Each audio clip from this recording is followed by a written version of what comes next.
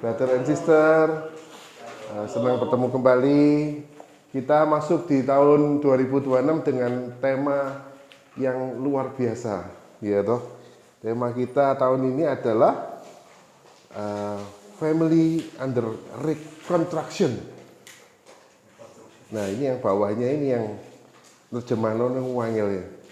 Beautiful mess where grace is celebrated. Oh, gampang ya. Waduh. Mungkin Pak Iwan apa?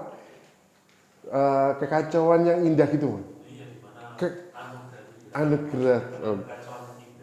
Kalau kekacauan indah maka itu anugerah dirayakan. Puji Tuhan. Kekacauan indah di mana anugerah dirayakan.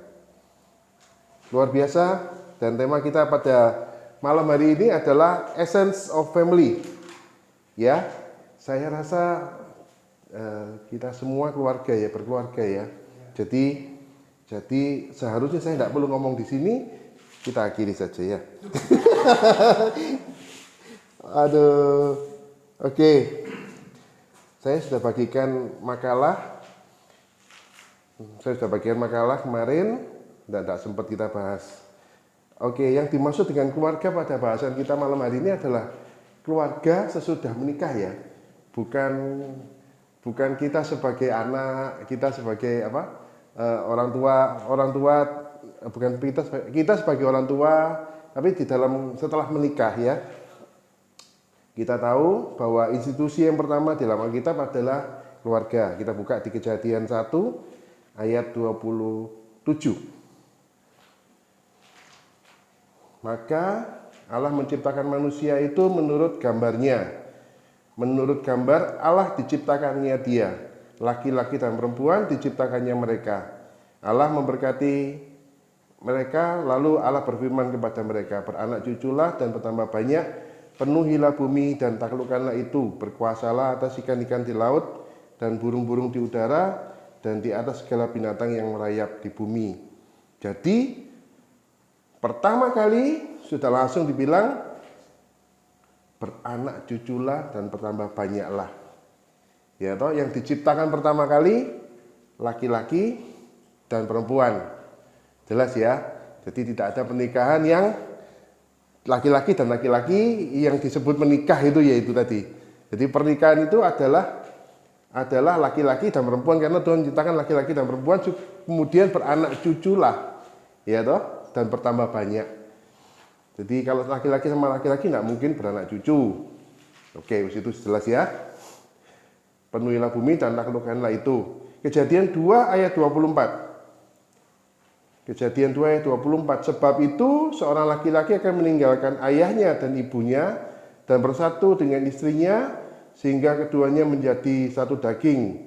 Mereka keduanya telanjang, manusia dan istrinya itu, Adam dan istrinya, Adam manusia, tetapi mereka tidak merasa malu. Oke, pertanyaannya, ya yang pasti kita kan tahu ya, Alkitab itu tidak ditulis on the spot ya, gitu ya. Alkitab kan tidak ditulis on the spot, ya kan. Jadi memang ada kemungkinan ide ini dimasukkan tidak pada saat Tuhan berfirman gitu ya. Ceritanya seperti itu. Jadi, tapi pada prinsipnya gini. Keluarga itu, seorang laki-laki akan meninggalkan ayahnya dan ibunya dan bersatu dengan istrinya sehingga keduanya menjadi satu daging. Ada yang bilang bahwa orang meninggalkan ayah dan ibunya itu saklek.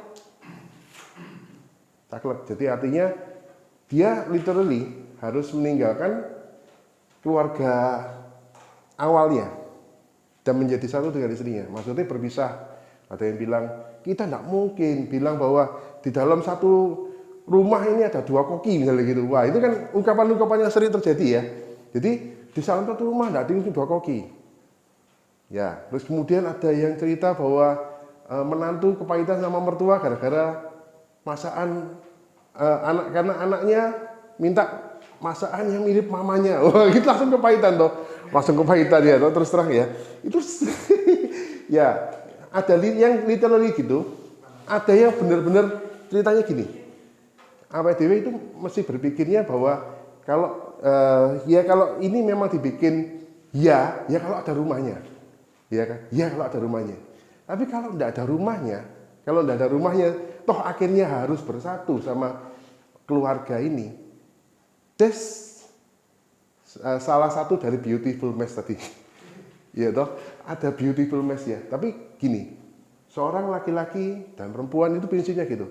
Berpisah dengan orang tuanya dan menjadi satu dengan istrinya.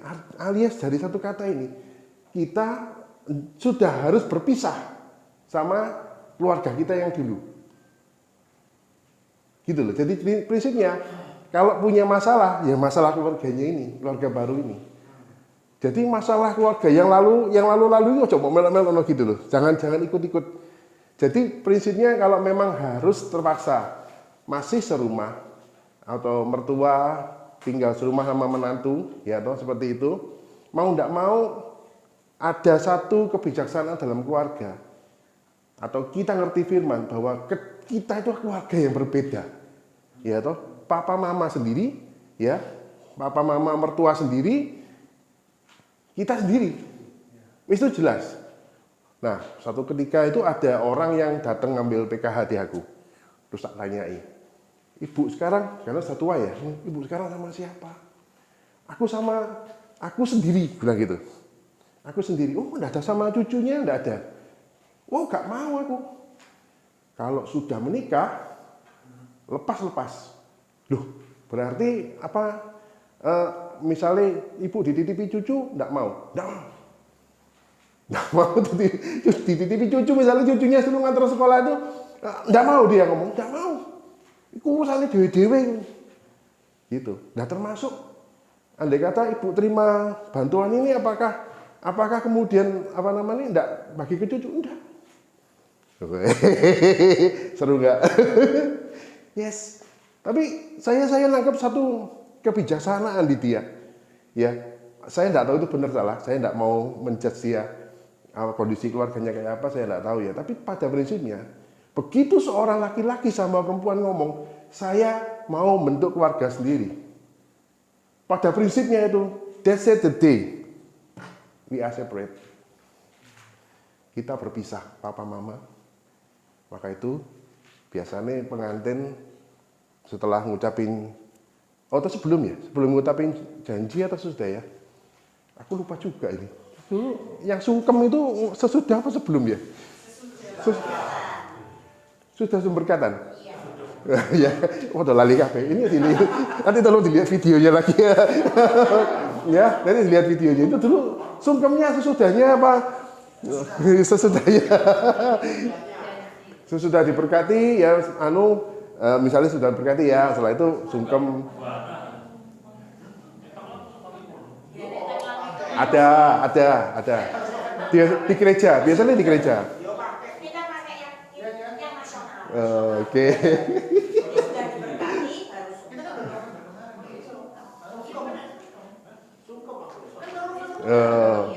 Ada yang sungkem, brother. Tenang aja.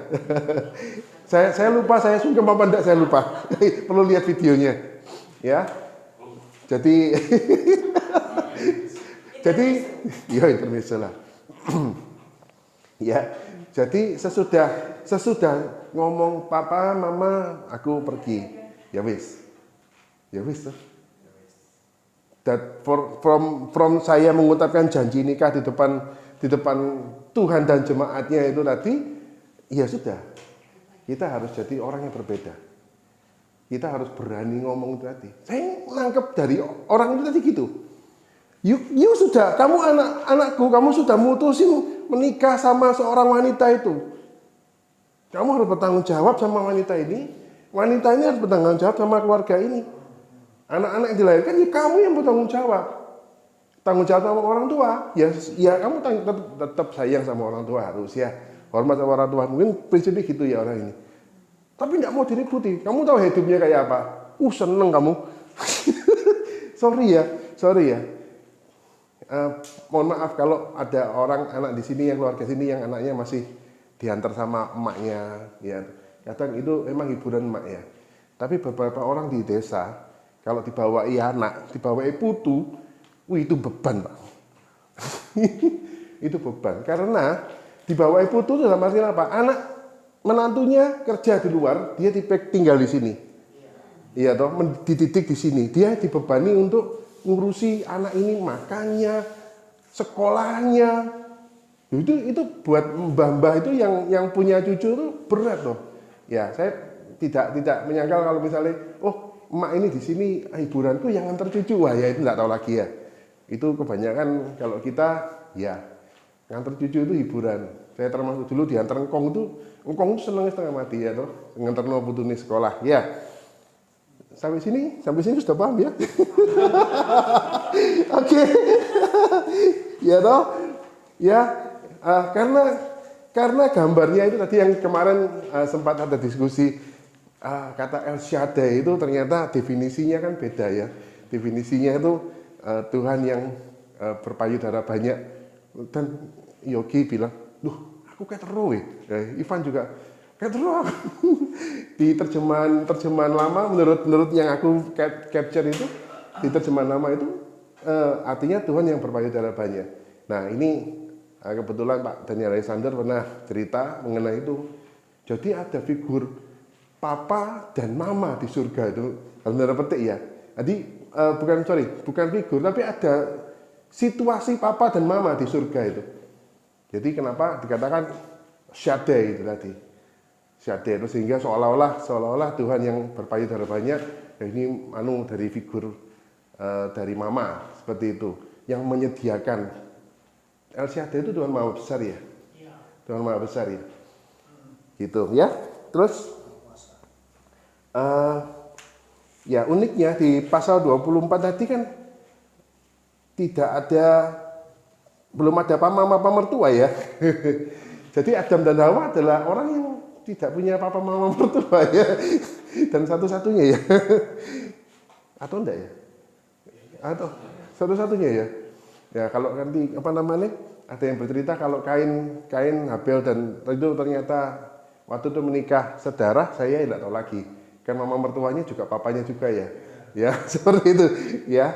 Tapi pada waktu itu Adam dan Hawa tidak punya papa mama mertua. Tidak punya papa mama mertua maksudnya kan gitu ya. Jadi ya kisah ini ditulis itu karena kita itu kebijaksanaan, mungkin hikmatnya orang pada waktu penulis ini memasukkan ini. Saya tidak tahu ini kalau dilihat dari ini mungkin kaum Elohis kalau nggak salah. Jadi nanti panjang ceritanya. Ada kaum yang Yahwis, ada kaum Elohis yang sama-sama menulis kejadian ini. Terus karena tidak ada papa mama mertua ya sudah, ya toh. Jadi kita belajar dari hikmat yang itu tadi. Kejadian 1 ayat 28 itu keluarga ini kan berarti kita ngerti bahwa keluarga ini bagian dari rencana Tuhan sejak awal penciptaan. Gitu. Jadi sejak awal penciptaan ini keluarga itu adalah sesuatu institusi yang kalau kamu masalah apapun kalau bisa diselesaikan secara kekeluargaan ya aman ya toh. Ya, jadi bahasa kekeluargaan itu ya inilah gambaran surga, mungkin gitu ya. Kalau dalam keluarga ini mesti hal yang indah, hal yang begitu menyenangkan. Anak mengalami suasana surga pertama kali, ketemu papa mama yang mengalami suasana surga kan di dalam keluarga ini. Ya toh, di dalam itulah mereka bisa bilang I am home. Kan gitu, saya berada di rumah. Kalau mau pulang dari sekolah, kamu pulang kemana nyo? Pulang kemana? Pulang ke rumah. Rumahmu mana? Wah, rumahku nih Gatot Subroto, misalnya seperti itu. Iya, rumahku di Gatot Subroto. Nah sekarang kalau misalnya, rumahmu mana nyo? Rumahku tuh nggak tahu ya. Ini aku pulang nih Gatot Subroto itu. Sini tukaran untuk gitu. Wah, tambah menderita gitu kan gimana kan ya. Anak ini jadi berpikir ya. Jadi keluarga di mana suami saat pulang kerja ketemu istri, "Hello darling," misalnya gitu ya. I feel home. Saya merasa diterima. Saya merasa saya merasa this is my place kan gitu. Ya, ini tempatku, itu feel home. Ya, itu aku rasa itu definisi dari keluarga. Ya, ini introduction-nya ya. Nah, materi kedua yang saya ingat ya, ini kemarin memang sih sempat tanya ChatGPT kayak gini, gak nyambung guys, gak situ. Tapi 1, 2, 3, tapi ini betul-betul saya tanya sama Tuhan. Ya toh, membentuk keluarga itu menggabungkan luka. Ya, membentuk keluarga pada waktu keluarga itu dibentuk itu kadang menggabungkan luka. Jadi gimana ceritanya seorang pria dan seorang wanita begitu ketemu pertama kali, dia sudah punya luka-luka. Luka diputus pacar yang dulu mantannya, ya dilukai apa namanya karena usianya sudah kok ini wis wayane rabi begitu. Kamu harus menikah. Kamu enggak, ini umurmu nanti kamu jadi nenek-nenek kamu seperti itu ya. Ya toh. Jadi sakit hati gitu loh. Aduh, kenapa kok gini ya ceritanya? Jadi di dalam pertemuan dua orang pria dan wanita ini terjadi kadang itu dari luka. Nah, pada waktu ketemu luka itu bisa saling melukai. Yang saya dapatkan pada waktu saya menyiapkan materi ini adalah, saudara, kita mau tidak mau pada waktu ketemu pria dan wanita ini ketemu, mau tidak mau sudah harus dalam kondisi sudah mengampuni masa lalu. Bukan cuma saya akan menuju ke masa depan bersama, mau gandengan bareng, tapi ki nggawa luka sendiri-sendiri berat ya kan? Jadi harus sudah posisinya mengampuni yang lalu, berdamai dengan yang lalu, ya. Jadi makanya itu perlu adanya kemarin itu, ya itulah gunanya konseling pranikah. Konseling pranikah mau tidak mau kita diajar. Ini kalau bentuk keluarga itu seperti ini. Terus ada firman ayat dan semuanya yang kalau aku di GMS dulu 6 minggu, 6 kali pertemuan. Di Yungjung berapa? Yungjung di GMS tidak ada ya? Ada, ya sama, cuma masalahnya waktu itu dirapel. Oh, dirapel. Maksudnya pembicaraannya gak ada waktu. Gak ada waktu. Bapak sih bab 6 bangun. Bab 2 hari ini bab 2 dan bab 3. Oh, gitu. Tapi tidak apa-apa loh. Ya.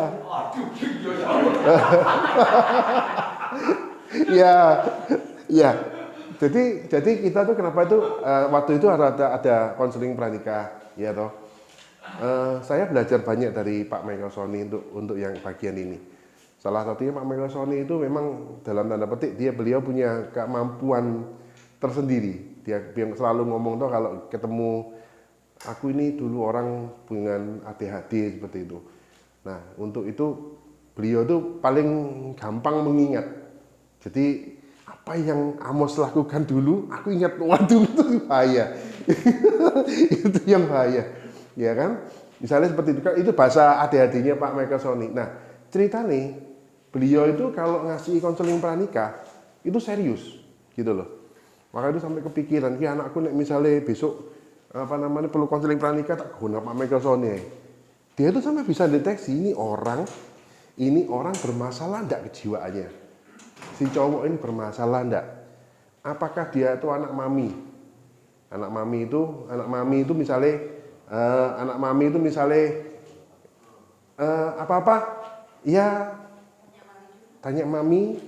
Kalau enggak gitu misalnya kalau enggak seperti yang mami, enggak biasanya itu cukup bermasalah nih ini keluarga. Itu anak mami.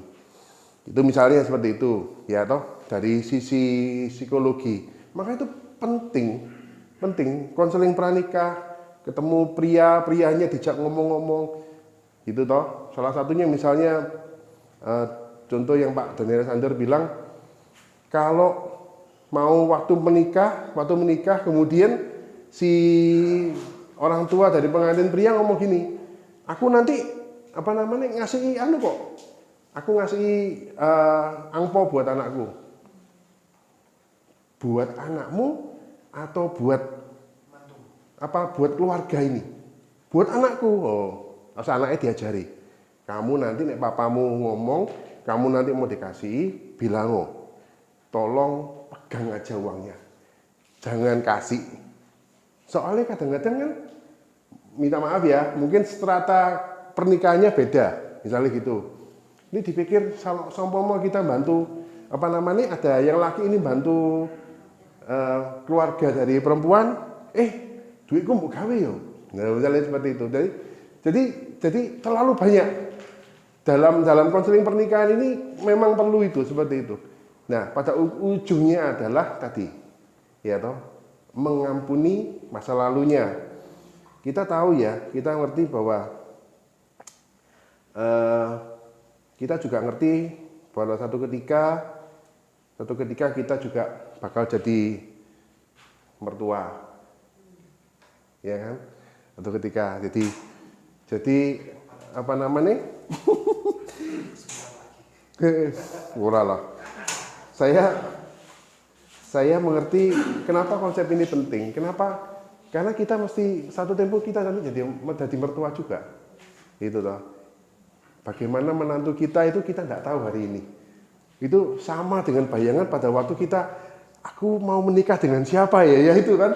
Dan waktu sekarang menantuku besok model kayak apa, saya tidak tahu. Belum nggak ono pasangannya misalnya gitu ya. Kalaupun ada apakah dia, kan kita tidak tahu juga, ya toh. Ya. Tapi gini, ada satu ayat yang unik di Matius 5 ayat 23 sampai 25. Ya. Ini aku baca yang di PB2 soalnya kita mesti ngerti ini ya. Kenapa waktu besok menjadi mertua itu, jadi seumpama punya masalah sama mantu sama anak, ya toh, kita harus ingat ayat ini, ya. 5 ayat 23 sampai 24 ya. Ya.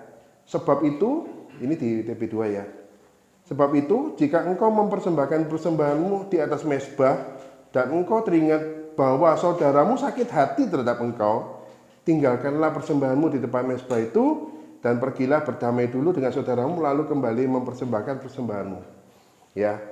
Hari ini juga, andai kata ini cerita tak balikno ke keluarga. Ini kita ngomong gini, andai kata kamu tuh jadi mertua, kamu tuh eling, mantumu ini sakit hati awakmu, mungkin gitu, betul enggak? Bacaan di sini toh, bahasanya gitu. Saya tuh mertua, saya tuh eling mantuku ini mangkel ambek aku, goro-goro masakan mang tak paidu, misalnya gitu ya toh. Masakannya kurang asin, terus saya marah. Loh kok ini kok bisa kurang asin? Kamu kasih asin gula berapa gitu? Garam berapa gitu loh. Misalnya seperti itu. Kamu ingat ya apa yang ada di hati mantumu. Lagi sakit hati, segera minta maaf. Wis. Saya kenapa ngomong gitu? That's it, karena tadi awake dhewe ini terlalu mudah dilukai dan terlalu mudah luka juga melukai gitu. Ya, jadi ayat ini andai kata tak kembalikan. Jadi kalau kita kan ayat ini ngomong kalau ada sesuatu di dalam hati saudaramu, ini sesuatu yang di terjemahan yang lama, terjemahan lama itu ngomong ada sesuatu di dalam hati keluarga saudaramu, berdamai dulu, baru balik bawa persembahan. Betul kan? Nah kita kan ngomong orang lain yang sakit hati sama kita. Ini ngomongnya orang lain sakit hati sama kita. Nah, lebih-lebih lagi tadi aku bilang kenapa saya mengandaikan hari ini kita kemungkinan bakal jadi mertua dan hal ini terjadi. Mantu kita salah. Iling ini masih sakit hati sama kita karena kita cepat minta maaf. Saya bilang orang tua minta maaf sama mantu itu sesuatu pengorbanan. Dan lebih lagi, mantu nyakiti hati mertua, jadi gitu ya. Hari ini segera dibereskan, oke? Ya toh, misalnya ada salah, mertuanya sampai sakit hati, tapi karena lihat anaknya, kok nek lak seneni anakku gegeran, aduh ini bahaya, ya toh? Ini ya apa ceritanya ini anakku melok digegeri, kan pikiran orang tua kan seperti itu. Nek tak lono lah, itu mantu juga inget. Tadi saya ngomong nomor tua, sekarang ngomong mantu. Mantu iling, kalau sampai mertuamu, kamu pikir bahwa mertuamu ini sakit hati sama kamu, segera minta maaf. Anak juga, bukan kan seperti itu, brother, sister? Ya itu, that's family, itu keluarga. Dan kalau kita ngajari hal itu, anak-anak kita ajari, ya saya berharap ada suasana surga di dalam keluarga itu, ya. Terus, next. Membentuk keluarga adalah komitmen dan iman dari Maleakhi 2 ayat 14.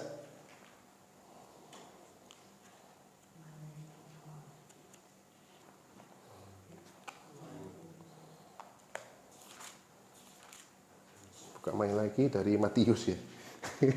Matius mundur ketemu Maleakhi ya. 2 ayat 14. Kamu bertanya, karena apa? Karena Tuhan telah menjadi saksi antara engkau dan istri masa mudamu yang telah kau khianati. Padahal dialah teman hidupmu dan istri seperjanjianmu. Bukankah dia, Tuhan ya, yang esa, menjadikan mereka daging dan roh? Apakah yang dikehendaki yang esa itu? Apakah yang dikehendaki yang esa itu? Keturunan umat Allah. Ini di TP2 ya. Jadi jagalah dirimu. Janganlah seorang pun berkhianat terhadap istri masa mudanya. Ini waktu saya baca di TB1, terus tak baca di TB2, saya menemukan justru yang ini, di TB2 ini. Iya toh? Lalu apakah yang dikehendaki yang esa itu? Keturunan umat Allah. Jadi keluarga, kenapa dari semula Tuhan ceritakan di Kejadian, itu apa? Keturunan dari umat Allah. Di situ di TB1 dikatakan keturunan ilahi. Supaya kita melahirkan anak-anak terang. Amin. Jadi itu bagian dari komitmen dan iman kita. Ingat janji nikah? Ada yang ingat enggak? Masih ingat? Ya tak baca no ya. Waduh ini dulu saya janji ngomong di depannya Sandra itu, di depannya itu ngomong di Sandra gini. Saya Eko di hadapan Allah Tritunggal jemaatnya dan engkau Sandra berjanji menerima engkau sebagai istriku yang sah. Aku berjanji mengasihi engkau, setia kepadamu, memelihara dan menghormati engkau baik dalam keadaan senang, susah, sehat, sakit, sampai maut memisahkan kita sebagaimana Tuhan menolong aku. Ya. Nah, kalau nggak salah nambah, jadi tolong aku Tuhan. Nggak salah, seingatku ada itunya. Jadi tolong aku Tuhan, ya. Itu ada janji istri. Ya, jadi ada janji istri seperti itu. Jadi waktu susah, waktu menikah kita ngalami kesenangan gitu ya. Senang, bahkan ngomong ya hari-hari itu hari senang. Kemudian mulai ada yang ngomong 5 tahun, tes 5 tahun. 5 tahun lewat, wih puji Tuhan, 5 tahun lewat. Kenapa? Soalnya 5 tahun ini menurut orang-orang dunia itu ini ukuran standarnya dia. Begitu melewati 5 tahun aman, gitu ya toh. Gitu toh, 5 tahun aman. Nah, gitu. Ya, itu kita pernah berjanji di depan Tuhan. Dan dikatakan di Maleakhi tadi, karena apa? Karena apa? Karena Tuhan menjadi saksi antara engkau dan istri. Ya toh? Saya ngerti ayat ini ya juga dari Papa Ten juga. Yang menjadi saksi, satu-satunya di mana Tuhan jadi saksi adalah pernikahan. Ya ngomong gitu. Jadi benar-benar literally kita secara rohani kita janji waktu ngucapin janji sama pasangan kita itu literally Tuhan menjadi saksi. Dan maka itu di berikutnya itu maka itu aku benci perceraian. Ya toh di 2 ayat 16 dikatakan sebab aku membenci perceraian firman Tuhan Allah Israel, juga orang yang menghubungkan kekerasan. Firman Tuhan semesta alam, jagalah dirimu dan jangan berkhianat. Ini sampai gitu. Kalau yang di situ enggak sih? Oh iya betul. Jadi jagalah dirimu dan jangan berkhianat. Hai pria-pria. Hai istri-istrinya Tuhan. Anak-anaknya, wanita-wanitanya Tuhan. Ya. Pria-prianya Tuhan, anak-anak wanitanya Tuhan. Jangan berkhianat. Komitmen dipegang. Iman kepada Tuhan bahwa Tuhan sudah menjadi saksi kita. Ya, itu pegang. Itu harus dipegang dalam keluarga kudus. Anak-anaknya Tuhan ini. Oke? Amin. Ya. Jadi inti dari ini semua, ya kita sebagai suami istri ya harus saling menutupi kekurangan. Kesalahan ya saling ditutupi, mau gimana lagi? Kita tidak bisa ngumbar kesalahan istri di depan keluarga. Orang lain itu koyoke secepat jempol, ya toh, jempol, langsung tek di Facebook, Twitter, TikTok itu bisa muncul. Kata-kata seperti itu, tapi terutama sama mama papa. Ya, sama mama papa itu ya tolonglah ya dijaga. Jangan sampai kemudian mama papa ini menjadi ragu atas komitmen keluarga kita seperti itu. Ya, kita mesti jaga mama papa ini. Mereka juga tidak jadi khawatir. Ya toh. Pernah satu ketika mobil penterku yang ya selama yang ini mobil penterku yang ini, aku tuh pernah marah. Kalau ini Sandra dengar, halo salam. Ya, saya pernah marah banget. Kamu tahu si kaca penter itu kan, kaca mobil itu kan keras tuh. Iya, kamu tuh kaca itu tak tutup gini, dia pecah banget. Kaca depan ini, kaca depan. Iya kaca depan ini, aduh Tuhan, itu. Iya toh, maaf ya Sandra ya, tak cerita no. Jadi kaca itu pecah. Habis itu papiku datang, ikut nama aku naik mobil. Loh, kocone opo oi? Kemarin ada nggak tahu binatang apa tak pukul pecah, gak percaya jelas. Tidak percaya. Tapi tidak ngomong nih tidak percaya. Saya tahu wajahnya tidak percaya. Iya kan? Kocok, kamu mungkin kocok ini bisa pecah ya. Iki mau tak tutup model piye kocok iki ora iso pecah. Misalnya gitu ya. Ini tidak dengan kekerasan yang temenan. Ini loh kok bisa? Tangan saya ini kayak apa gitu loh. Kocok antem gini loh, retak. Aduh. 1,8 ganti ini kocoknya. 1,8 ganti ini kocoknya ya. Hah?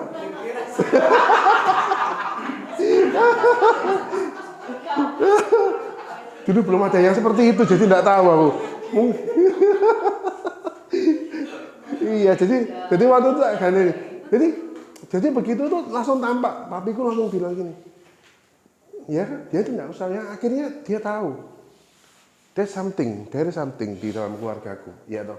Yang selama ini aku tutupi, mungkin seperti itu ya. Tampaknya baik-baik saja, ya toh. Ya, ini pengakuan dosa Bu ya. Jadi tampaknya baik-baik saja, ya toh. Tapi ada sesuatu yang di dalam keluarga saya waktu itu, ya 5 tahun itu tadi. 5 tahun ini memang loh. Iya, itu di antara 1 sampai 5 memang ini kejadiannya ya. Jadi begitu penyesuaian, kita masih bawa luka masing-masing, tidak mengalami pengampunan, yang terjadi adalah ya seperti itu. Ada kon ngono ya, yes gitu, wah dengan segenap hati, dengan kekuatan ya, dengan segenap kekuatan ya, itu kaca bisa pecah, waduh, retak kerek, aduh, 1,8. Pasti, aduh ampun Tuhan ya. Iya, selalu terlambat. Iya, jadi kita suami istri harus menjadi figur Kristus yang Ivan pernah sampaikan ya toh di 1 Yohanes 1 ayat 1 ya toh. Kita jadi figur. Aku bisa mengenal Kristus dari mana? Nomor 1 dari orang tua.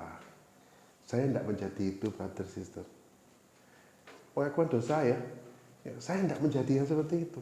Jadi waktu saya nyepakno ini nangis. Saya sendiri tuh merasa tersobek. Saya harus menyampaikan yang ini harus tak sampai no. Ya, saya harus menyampaikan bagian ini. Orang tua harus menjadi figur Kristus yang pertama dicontoh sama anak.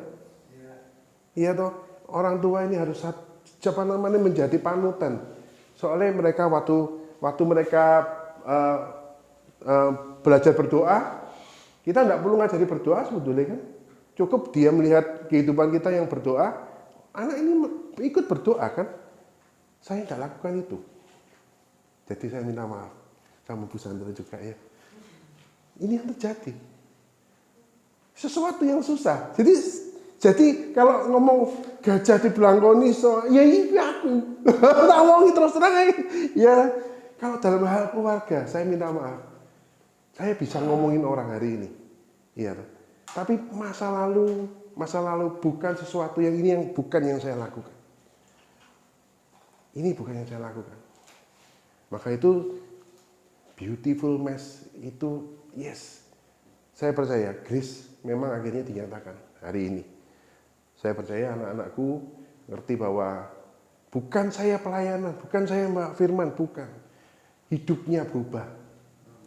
Waktu mengalami perubahan hidup, tapi pada saat ini sudah umur 40 sekian. Dan mereka sudah mengalami sabukku. Sudah mengalami pukulanku. Ya toh. Dan mereka harus terpaksa. Saya tidak bisa minta mereka mengampuni saya. Terpaksa mungkin mereka harus mengampuni saya. Karena saya orang tuanya. Iya toh. Aku bersyukur. Saudara-saudara yang anaknya masih kecil-kecil. Iya toh. Yang kadang kita sebagai orang tua didik mereka begitu keras sampai anak itu tidak bisa lihat figur Kristus di dalam hidupnya ayahnya, tidak bisa melihat figur Bapa dalam hidupan ayahnya, begitu keras karena yang dulu memang aku dikerasi, ya toh dulu ya samblek itu apa namanya, kemucing itu enak. Ini loh, apa sing penebay dulu kan dari rotan itu. Yang itu. Itu lumayan itu. Ya, nek saya dulu nek dipukul sama orang tua itu saking nakal ya. Ya, mohon maaf lah memang saya nakal dulu. Jadi sing namanya sama kaki itu sampai bisa bilang gini. Enggak sakit. Iya kan? Wih, ini dipukuli pak gitu pakai kemucing ini enggak sakit. Sudah menter ini kaki ini rasanya wis kebal, saya saking bebalnya, ya toh karena memang tidak ngerti firman, aku ya, saya memang ceritanya berubahnya ini kan yo, belum lama ceritanya, ya toh sampai akhirnya setelah saya berubah, saya baru Tuhan pakai seperti itu. Kalau tidak gitu ya mungkin tidak Tuhan pakai ya sampai hari ini ya, jelas itu ya. Jadi sampai suami istri menjadi figur Kristus yang bisa dilihat, bisa diraba, ya, bisa dikenal. Itu pertama kali mereka belajar dari kita orang tua. Ya. Jadi makanya tadi kenapa tak kasih disclaimer. Jadi yang bagian ini saya gajah di belangkoni. Ya toh. Ini mau tidak mau saya harus sampaikan. Termasuk bahasa kalau ngomong mengampuni that's real. Itu memang harus. Ya toh karena awake dhewe ini butuh. Awake dhewe ini butuh diampuni dan butuh ngampuni supaya kita ini tenang. Ya toh. Tapi itu belajar dari kejadian di keluarga saya refleksikan di sini. Ya, bahwa apa yang saya sampaikan ini minta maaf dulu tidak saya lakukan. Ya, ngomong apa adanya ya. Ngomong apa adanya ya, brother sister ya. Ya, tapi itulah. Nah, yang terakhir menjaga keutuhan keluarga. Nah, Ini aku teringat juga ada ucapan seorang hamba Tuhan. Kalau ada di dunia ini 2 orang yang paling sering bertengkar itu adalah suami istri. Paling sering bertengkar. Iya toh. Kalau paling saling mengecewakan, bertengkar, menyakiti, ya wis itu suami istri. Seperti itu. Ya. Jadi salah satu komitmen bahwa kita itu supaya hal itu tidak terjadi, keutuhan bisa terjadi, kembali lagi, ini pengertian saya yang baru-baru ini mau gimana lagi ya. Satu-satunya cara adalah si suami berusaha menjadi serupa dengan Kristus, istri berusaha menjadi serupa sama Kristus, hidup dalam firman. Kalau punya masalah, otoritas tertingginya firman. Ya, itu baru kita ngomong. Jadi komitmen di awal itu otoritas tertinggiku adalah firman.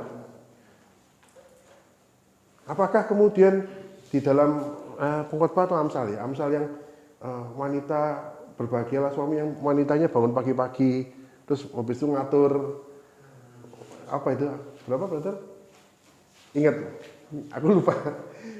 Enggak ada anu. Jadi bukan yang seperti itu maksudnya. Perfect misalnya ya. Apa namanya?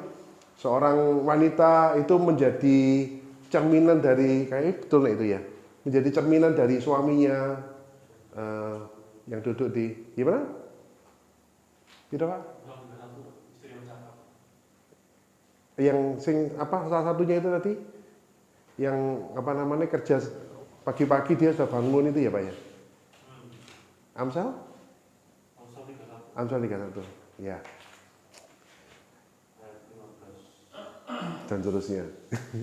Jadi bukan seperti itu, tapi itu tadi ya, komitmen untuk kita itu berjalan sesuai dengan firman.